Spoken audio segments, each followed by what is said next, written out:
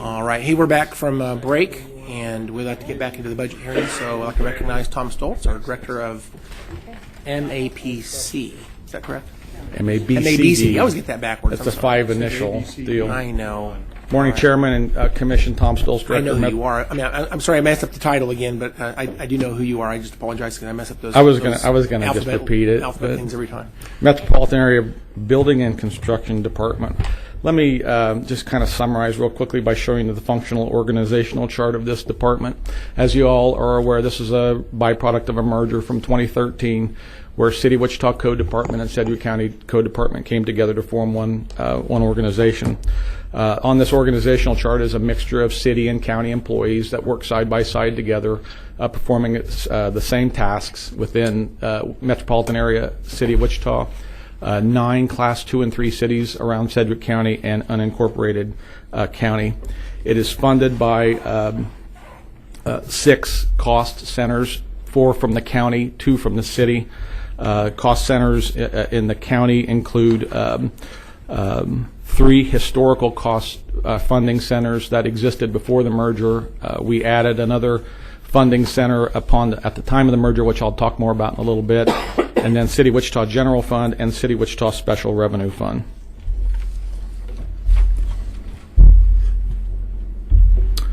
The mission of the department is to provide 3 main things: safe building, fair and equitable rules for contractors and citizens to follow, and all in an atmosphere of customer service. Listed below there are the 4 fund centers I described that are county in nature. 003 is building trade permit license administration. 001 is building inspection. 002 is land use. Those have been in existence for years. Upon the merger, we created Cost Fund Center 004, which is the reimbursement from the City of Wichita on expenses that the county takes on to make this merger work. And we'll talk about that as we get into the nuts and bolts of this. So looking at not necessarily the order of fund centers, but kind of how the work flows into the department, let's talk first about the permit and licensing mission. That is a group of city-county workers who process all trade and building contractor licensing and certifications, and they also issue all permits for work that is to be done in the field. And again, our jurisdiction, City of Wichita, Sedgwick County, and 9 Class 2 and 3 cities, and soon to be maybe 10. I'm going to Mulvane Monday night. They want to also have an MOU with the county.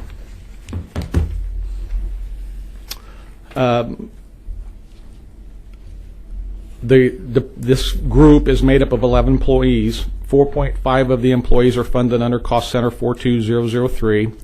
3 are county employees who are funded under the City of Wichita reimbursement of 004. That means we've had City of Wichita employees leave and we've replaced them with county employees, and this is how we're paying for them.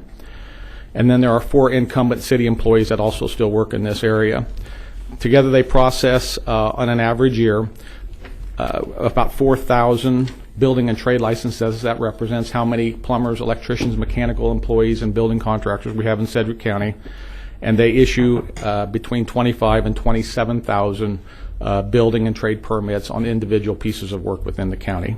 Half of the director job for this department is funded from this fund center. That's the county's half. We just look at the budget. You'll see some negative numbers here, mostly due to transferring of existing commodity contractual monies into other fund centers. When we did the budget this year, we tried to allocate those dollars to sections that actually spent it. Historically, these dollars were put under administration and used for the management of the whole department. And so we just moved some money around. That's why you're seeing the negative 27% there. Most of that comes from contractuals and commodities. The contractual shows a bigger deficit because we had some pretty aggressive decision packages last year that are falling off the books this year. So you'll see some negative numbers there as well. The next thing that happens in the department is after permits are issued, we have inspections and plan reviews that happen. This is, again, a group of city and county employees that do all plan reviews and do all field inspections within the county. It's a group of 34 total employees. 6 are county employees funded under Historical County Fund Center of 001. There are 13 county employees funded with the City of Wichita reimbursement under 004. That means we've had 13 employees leave since 2012 from the city side that we've replaced with county employees. And we still have 15 incumbent city employees within the department. And together they look at 700 commercial plans that we average on a year, and we'll perform over 70,000 field inspections. Again, a slight decrease in budget here, mostly because of decision packages dropping off in this budget year. You'll see some increases here under commodities, up 35%, and contractuals 56.5%. This is some of that transfer money I was telling you about that we went from cost center 003 into the 001 cost center, because this is the group of people that actually expend that money. An ancillary group in MABCD is the land use folks. This is an incumbent county group that really aren't touched by the merger, but MABCD still manages. It is a staff group that looks at all sanitary water well codes, only in unincorporated areas of the county. They do not service the city of Wichita. They do other groundwater and soil review, floodplain kinds of reviews that we have in an unincorporated county. It is 3.71 employees. They are all county. They are funded under a historical county fund center. The .71 is there. There's a .29 is paid by environmental health. So Susan Erdelwine helps pay for that extra position. There's actually 4 bodies in that position, and they do all the well water, wastewater inspections in unincorporated county. Budget's pretty much untouched. The increase is just increase of salaries and benefits. No real significant change overall. However, you'll see a large increase in commodities because we moved some commodities money from 003 into 002 because these people actually spend the commodity money, so we wanted to reflect that accurately. And then finally, the fourth cost center on the county ledger is the 004 cost center. This is the cost center that Mr. Cronus created for us in 2013. As we began to see city employees leaving, we had to replace them with county employees and other types of expense that would help us to manage this merger. It is money that comes directly over to us from the City of Wichita Special Revenue Fund. We currently have 17 and a half employees funded with this cost center, which is essentially City of Wichita money. It's spread all over the organization: plans examiner, field inspections, some DIO staff, 3 admin staff, and a half of the director's salary comes out of this fund, which is City of Wichita. See some overall negative here because, again, the decision packages for 2016 drop off. It's reflected on the drill down slide. Contractuals and commodities are dropping because we had aggressive decision packages last year. The department, as we go through operations, and since the merger has focused on efficiency and effectiveness and customer service, there's 3 things I just briefly like to highlight this morning. First of all, we created just operationally a system where we could hear development review and variance meetings for various projects. This is so that contractors could get answers to questions, architects could get answers to code questions. We have made it very formal. We vote now. We have a committee to where one person's not making a decision on this. We meet every Wednesday at 11 o'clock. This saves contractors time. It prevents multiple stops. They don't have to go from one department to the other or from one floor to the other, and so it's a time efficiency strategy that we employed. Similarly, we now do online permitting and inspection. I always tell contractors, man, we really like you and we'd like to see you, but we understand you don't want to come down to government building to do all your business. And so they can do it from their personal computers now. They can do it at 11 o'clock at night. They can schedule inspections. They can apply for permits. So it's a convenience source for them. They can do it on a weekend. And then the big change for this coming year, other than moving over to a new building, is going to be the implementation of electronic plan review. That was a decision package that you approved last year. We're going to see the fruits of it here shortly. This saves time and saves money and helps customer service by increasing communication. I was talking to some of a major architects in town, and I asked them when they had to submit plans to either code department, city or county, and now MABCD, what did it cost them in copy expenses to bring 3 sets of plans in so that code could have it, fire could have it, engineering could have it, everybody could get their piece of plans. And they average on commercial plans about $240 per copy. So we were requiring 3. And then as we went through and made changes and amendments, they'd have to recopy. So just doing the math on 3 sets of copies at $240 per copy times about 700 plans here, it's about $500,000, and that's going to be saved every year from now on with electronic plan review because they will submit these online to us. So they're saving paper money, we're saving paper money, and they don't have to drive back and forth. We're saving gas money.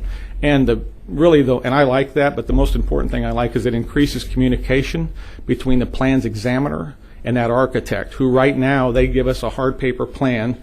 We mark it all up like a school teacher, send it back to them. They have to make the corrections, and there's argument and disagreement in that a lot. Now with electronic plan review, we'll get it. We can work on the fly back and forth over computer. They don't have to wait 2 weeks to have a red inked plan come back. We can make amendments and changes along the way, and I think it'll increase my get-along ability between plans examiners and architects. We have 3 decision packages for this year, and these are in priority fashion. The mobility software upgrade request, all of the field inspectors, building and construction and sewer and water, have laptops in their cars. The software which runs the mobility piece of that software, which allows them to enter data, send data, is 7 years old now, and we're beginning to get failure. Additionally, MABCD has Hansen software, which is its business operation software. This piece of it was subcontracted to a company called Selectron. It's been the relationship for 3 or 4 years. Hansen now offers their own mobility software, so we won't need subcontractor anymore. And it will be more robust. It will allow them to send pictures more easily. It will allow them to single enter data, not enter data. And so that's the replacement we're looking for 2017. Part of it is we just have old software failing, and part of it is this is just a superior product. So that's why we're making the ask. It's $100,800 we're going to recommend funding from the 004 Cost Center, City of Wichita Revenue Fund. As we move over, we go into electronic plan review. We're going to draw a line in the sand here in July, August, where we're now going to just begin accepting electronic plans unless the architect does not have a computer to send the plans, and some do. Some will still have to bring in hard copies. Most, 95% plus, will be sending electronically. But we still have the mess of paper plans that were left behind over the last 10 years of operation. In the city of Wichita, I have stacks of plans in Rounds and Porter. In Sedgwick County, I have stacks of plans in the basement of 1144 South Seneca that I have to reconcile. So we want the scanner plotter, one-time expense, so that staff gets time, they can scan those hard copy prints in, get digital copies, and we can destroy the paper copies and still have archives that will last forever. So that's a one-time request. Again, to fund out of 004 Cost Center. And then finally, this is a good news, bad news situation. When the merger started in 2013, we were coming out of recession. Both departments, city and county, had a number of layoffs of inspectors. Our commercial work is on the increase. We've seen an uptick for the last 1.5 to 2 years. We've been maintaining the course and essentially just paying more overtime to keep up with the workload. And I kept telling employees we'll put this off until it gets to a point where I think we can't tolerate it any longer, and I think we're about there. So one thing to keep in mind with field inspectors, all of them, whether they're trades or building, have a certain number of continuing education hours that they have to maintain and continue to keep their certifications. It's been increasingly difficult to carve them out of the work day so that they can get their study done, they can get their tests taken and maintain certifications. So we're asking for an additional position, not only to help with the workload, but to allow the CEUs to continue, and we recommend that this come from Cost Center for City of Wichita Revenue Fund as well. So the division summary essentially here, there's an overall decrease again because of the decision packages falling off from last year. Position-wise, we're about the same. You'll see as time progresses, and as we move over to 271, we may try to do this all in one fell swoop to where all of the revenue comes into county, and we will reimburse the city of Wichita back for positions that are still city of Wichita positions instead of vice versa, which is the way it's been for 3 years. If that happens, you'll see that cost center 4 budget balloon up. It will have revenue and expenses going up tremendously, and out of that fund, we'd have to pay city of Wichita back. So I will be visiting with finance departments from both city and county over the summer here and see how we can implement that. But overall, we're maintaining about the same cost, the same staffing, the same equipment as we had back in 2012 when we merged. And this summary of the decision packages, and I'm ready for questions. Yeah. Commissioner Ranzau? Tom, if we reach the point that all the employees over here, what are we reimbursing the city of Wichita for? We are reimbursing the city for nothing right now. Well, I know, but you said at some point we would. We would have to reimburse them for their FTEs. If we took all the revenue that this department generates, put it in the county general fund, we would be obliged then to pay them the FTEs and any other expense. Now, when we move over to 271, we're going to be total county DIO, so there should be no city of Wichita computer pay anymore. I'm saying we won't have city FTEs, right? We will still have, yeah, when we move to 271, for the next No, but eventually all the employees will be county. Correct, eventually.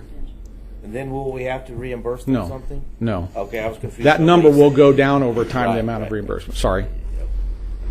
Commissioner Peter John? Do you have a rough time scale, Tom, on how long that's likely to take? Are we talking 2 decades, 3 decades, or A couple of more like generations. about Or, maybe I don't know. It 10, depends how 20 mean I am to them. But we have a number of city employees who are reaching retirement age. I think over the next few years we could see several. But for 100%, yeah, 20, 25 years could be. Okay. I've just getting an idea on how long that transition might take, because a lot of people struggle to understand. But Yeah. I mean, you've got people who've, they've been locked in and they're continuing to work it through. Well, that was one of the unique arrangements of this merger, is that each employee got to maintain their employment. That's different from other mergers between city and county in the past, where one side had to be forced over one way or another. It was chosen to go a different way. Well, I think it's a good strategy. I think I agree. But it's one that you need patience. Yeah, and a little bit, and Chris has been a great help over here with finance. So you have to be flexible. Lindsay's been great help. Carly's been great help, to where we have to understand that in the middle of a year, if a city employee quits, we have to make him a county employee, and there has to be some budget adjustment to go along with that. So I'm going to lose an assistant director this year, and he's funded under county budget. Under 001, I'm going to have to do a replacement there, so we could see some money moving around between fund centers, and we have to be flexible and nimble to do that. And we have great staff over here to help with that. Thank you. Can people who are working for city now move over to county if they want to? They can, yes, sir. But they don't want to? I haven't had one do that yet. There's some thinking about it, but I haven't had any yet. I wonder if as the more and more becomes county, if maybe that might. So many of them are so deeply invested in the city of Wichita pension and retirement system that it's a hard decision for them to make. Maybe the younger guys would be more interested or something. Okay. Just remind me, what's our status of the 271 building? Where are we at right now in process of? They're I think, still in demolition phases. Although I did see electrician's truck over there yesterday, so they are doing some wiring. We're on the build side of things. I think everything I'm hearing from Steve Clausen and from Tanya is we are on schedule. The construction work will be completed around Labor Day. There'll be a transition time for us to move in. I think we'll be fully 100% operational over there by October 1. Okay, so one of the previous budget hearings a few minutes ago, we saw, I believe it was commodities for the tag office was estimated because of the changes in utility costs. Is that in this budget also, that type of change from? Okay. No, and actually, when you hear facilities presentation, they'll have an entire decision package dedicated to just the 271 building. Okay, and again, just so as building changes are happening, one department's including it, one department's not. So it's just a little confusing. That's all. Does that make sense? It does. In this case, because the tag office has its own funding source I see. that the treasurer has complete discretion over. That's why she did it the way she did. But the 271 will be something that's on facilities responsibility list as opposed to how the tag office will be. So that's why it was done that way. And we will see a 2016 impact. Plus, I'm sure we'll see a significant change in 17 based on estimates of efficiencies in that building, that type of thing. So, okay. I'm curious, how many inspectors do we actually have right now? There's 27 total field inspectors Okay. So on the building and construction side. One thing I didn't touch on is there is a group of workers over here, nuisance and housing inspectors, not part of the merger. There's 15 there, city, 1 county, but 27 building and construction. Okay. And those for the trades, are they broken up into like electrical inspectors and plumbing inspectors? There's electrical inspectors, plumbing, mechanical, and building, and then we have what's called combination, where those are gentlemen and ladies that are certified in multi-disciplines that can do all of those inspections. So the new inspector you're going to hire, what's going to be We want to their- classify that as a combination. Ideally, we would like to have somebody that come in and can do all kinds of inspections now. Okay. It's hard to hire those people. We have to create them from within by sending them to training, and we develop them over time, generally. So is this 97,704, that's salary and benefits for that inspector, is that kind of a high number or for the higher skill set? That's a combination level salary, which is the higher number, fleet and computer charges to go along with that.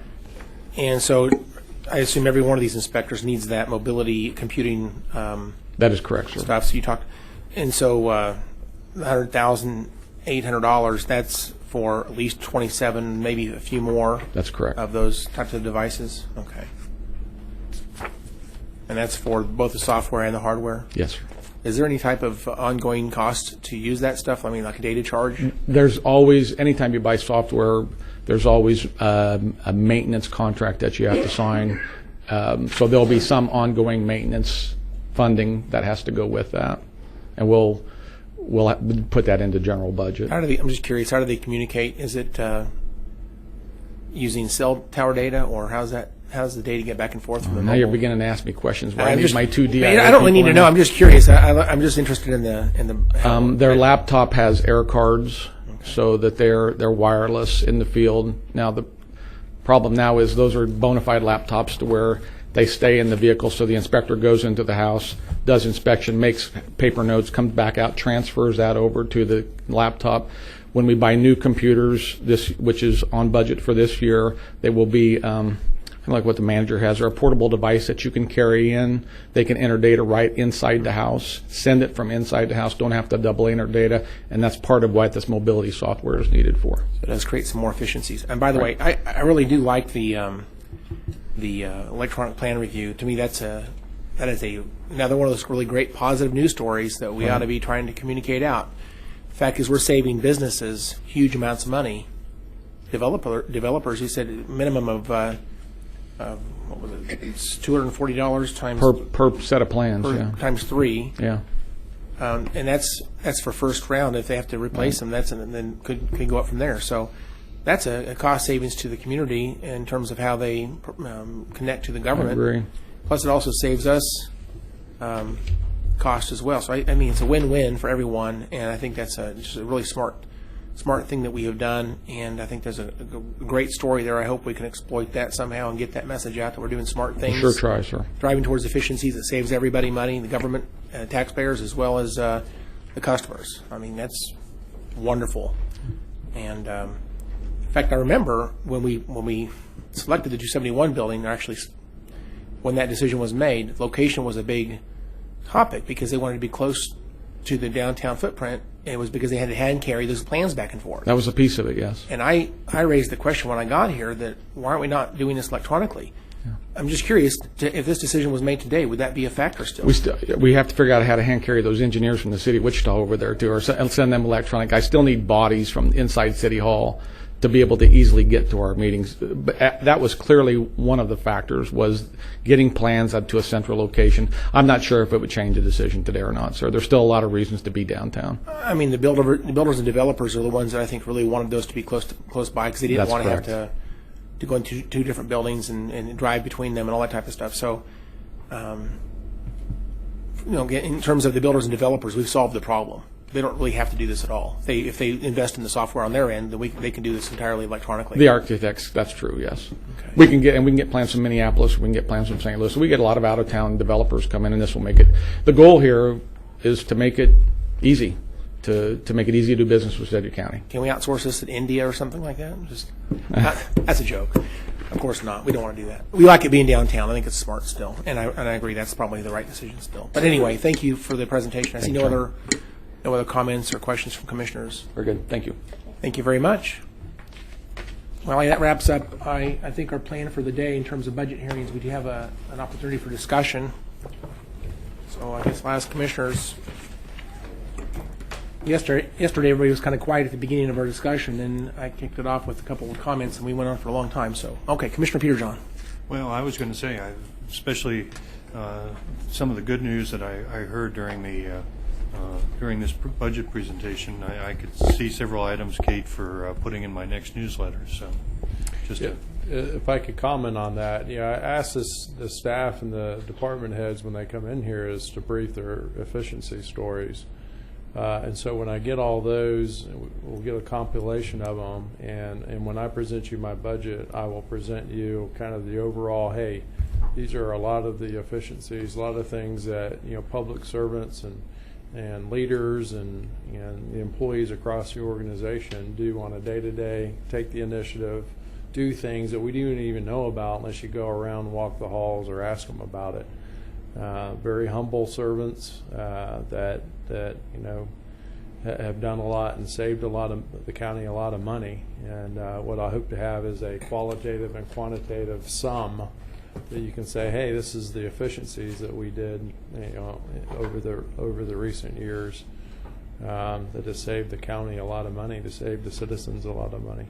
and I'm looking at value on both ends, and the fact that we've got the tag office and my comments to the county treasurer, and this has been something I know Linda's been trying to push uphill for a long time, and the fact that we've got it done, or I shouldn't say we've got it done, it won't be done until we actually have our grand opening and everything starts over there, but finish line is in sight, and we're very close. That's a very big deal in my opinion, and falls into that same category, but it's one that I think so visible, and when I hear people, they talk about what are the worst things that they have to do, and it used to be standing in line at the post office, but I've heard plenty of comments about going to tag offices too. So this is something I'm going to be very pleased to be able to participate in, as well as some of the other more highly publicized activities that have gotten attention. So. Thank you, Commissioner Peterjohn. I want to look at the decision package, I guess, but the summary. It shows a total of 30 FTEs added, total requested by all. It seems like we've seen more than that already, but okay. So today, again, the total being requested today by MABCD was 1. Preponderance was public safety. Yeah, and it looks like public safety altogether has 28 altogether, and that's so. Other than MABCD, which has 1, district attorney has 3. I'm sorry, that's part of public safety. Excuse me. Actually, MABCD is also counted into the public safety total, isn't it? I see. So on top of the 28, we have 1 for human services, ComCare, and where's the other one? You'll have 1 on the front page in Front page. facilities for that 271 building. I see. Steve will brief you on that next week. Okay. And that's for 6 floors. Okay, and then last year I'm trying to remember how many FTEs did we change last year? I remember a couple for the election office. We did have 4 for the elections office. Let me tell you. Last year we actually had a net reduction of 7 in our property tax funds.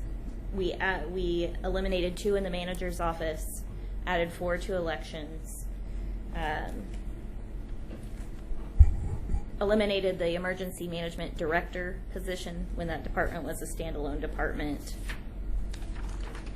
eliminated 8 positions from the health department property tax supported funds, and so when adding all of those together, we had a net reduction of 7.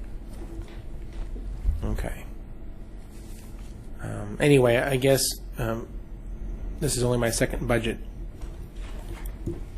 within the county, but I guess, I guess I have a small concern here that 30 seems like, we're managing business, we're getting things done somehow in 2016. I know that we're putting stress on our staff, and I wish there was ways we could, certainly add staff where we really need it. It's hard for me to know. I guess compared to last year, we reduced overall by 7, and this year we're going to potentially go up by 30. Seems like, to me, it just feels like it's a fairly significant change for 1 year, but maybe I'm wrong. Well, this goes back to my opening remarks where I talked about, in really public safety in general, increased call volume, increased demand. Over the last 4 or 5 years, the cuts that have been made, and asking the departments to do more with less. It's one of those point in time where you've actually have seen, because of the demand, you actually have to add capacity to take care of the demand. And there's certainly tough choices out there, but all across the public safety, continuum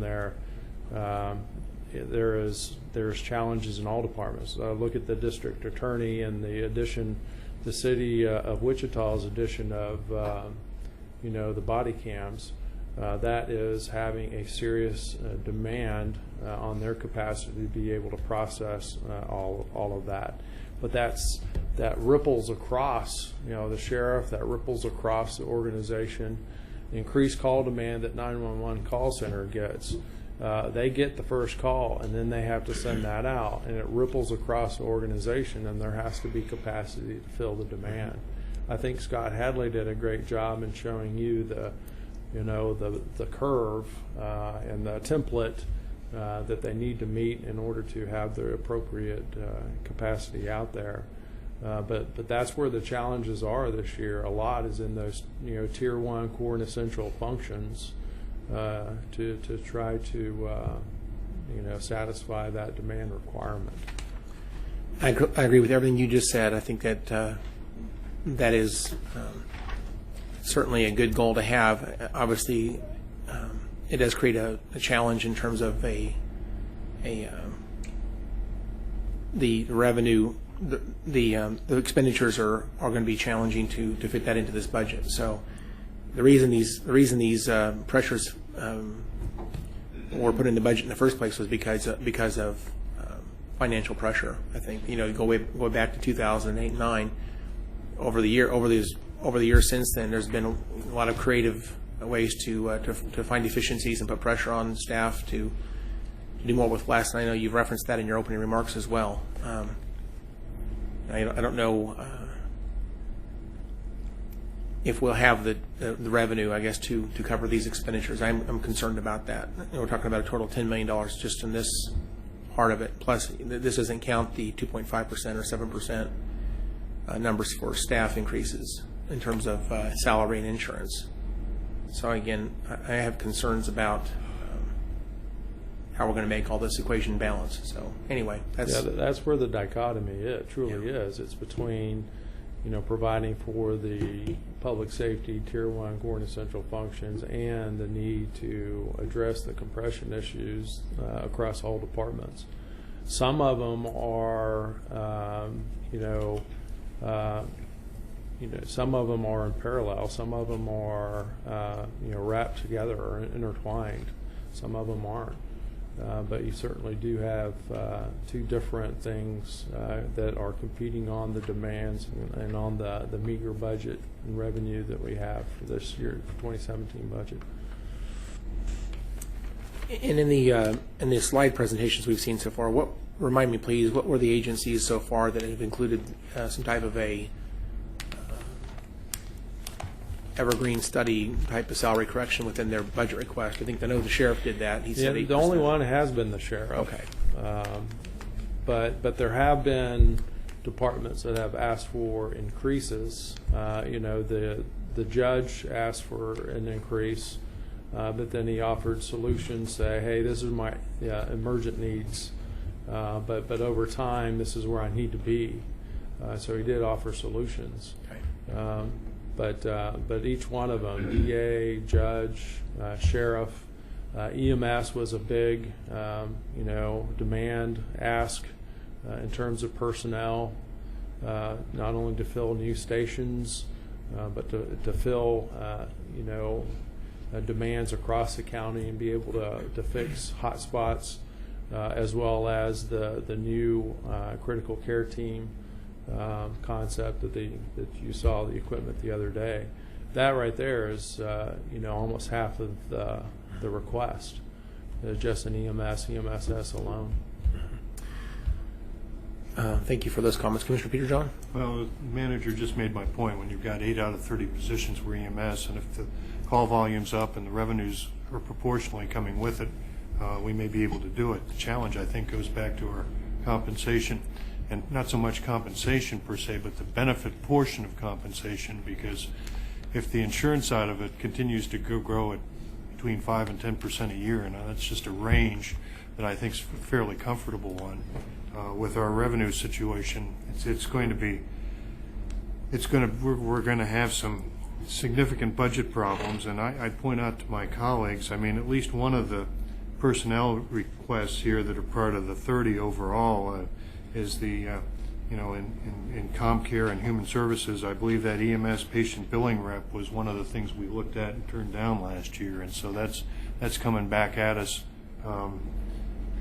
again this year. So, there's, in that sense, we're looking at a continuation, and I don't know how we can. I don't know the best way to address some of the cost drivers when I think in terms of like the body cam portion that's going to be tied in with the sheriff and the district attorney's office, but I think that's going to be a challenge that forces, let me say a kind word for county staff trying to work with all these municipalities in the county when you've got and they're going to be, I'm sure, going through each one of these cities is going to set up their own policies and procedures for how which equipment they buy, what their body cams are, and how they, and then the key is how they handle whatever data they've got and what do they do with it, and having county staff who can work with them and with 20 different municipalities in the county, in parts of the county for a couple of the municipalities. I don't know to what degree they have, whether we're talking 18 or 20 here, because whether Mulvane wants to go with Sumner County or whether the city of Sedgwick wants to go with Harvey County, I don't know when it comes to this sort of thing, but we'll certainly have a whole bunch of cities to interface with. And The concerning nature on the body cam issue alone is the DA doesn't know what he doesn't know. It is kind of uncharted territory nationally, but here we have, just in the Wichita Police Department alone, if you consider 800 plus whatever law enforcement personnel amount they have that's going to be wearing them, that is going to be an awful lot of data to be able to analyze. And that's not only personnel, that's equipment, that's drives, iCloud, whatever that is.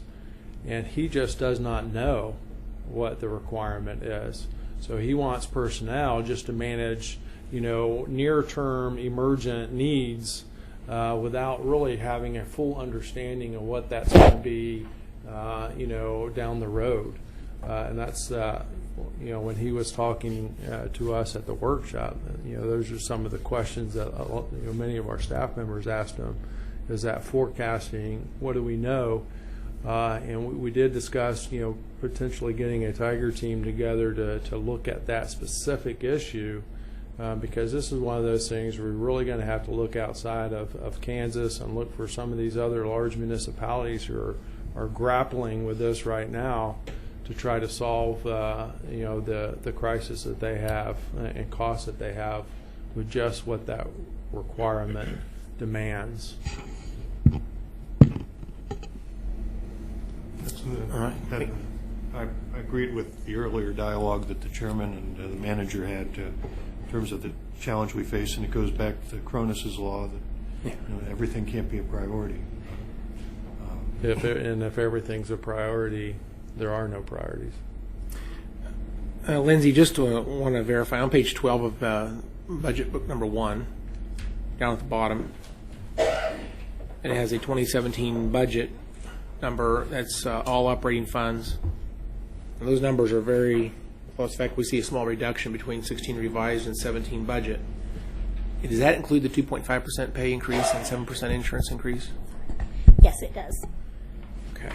So as a base budget, that's a good starting point in terms of it's not a bigger number. We've already started at the point that's kind of close to the same numbers last year, but we do have a lot of decision packages to figure out. Yes. Okay. And of course, we also have decisions in terms of capital investment. I know we're talking about potentially putting out a few $1 million here and there for different projects, and so that's going to eat into the ending balance that we have. And that really, I think, is where some of the pressure is coming from. Is we understand that we're making choices to spend that down on capital. So, Sure. all right. Any other comments from commissioners? There aren't any comments from commissioners. May I have one housekeeping item? Yes. Okay. So over the last couple of days, you may have noticed that we've had some budget workshops put on your calendars, which will be an opportunity to dig in more to some of these issues you're hearing about. And so I just wanted to give you a heads up on what those are. And so on May 24th, we have one to talk about all the emergency response decision packages, which would include EMSS, EMS, and 911 and emergency management. On May 25th, as the manager said, we'll have a workshop on MAPD's decision package. On June 2nd, we'll talk about some of the other public safety decision packages, some of which you've heard about, some you haven't yet. That would include the Regional Forensic Science Center, fire, radios, and the district court's request for attorney fee increases. And then finally, on June 7th, we'll have that compensation workshop with recommendations for you. So there will be some opportunities to talk about it then as well. Thank you. Very good. Anybody else in the audience have comments or questions? We adjourn. Okay, so next, looking at my schedule, the next budget hearing is Monday at 1:30. Am I correct in saying that? Yes. All right, Monday at 1:30, we'll start this up again, and then we'll hear from Public Works at that time. All right, we're adjourned. Thank you.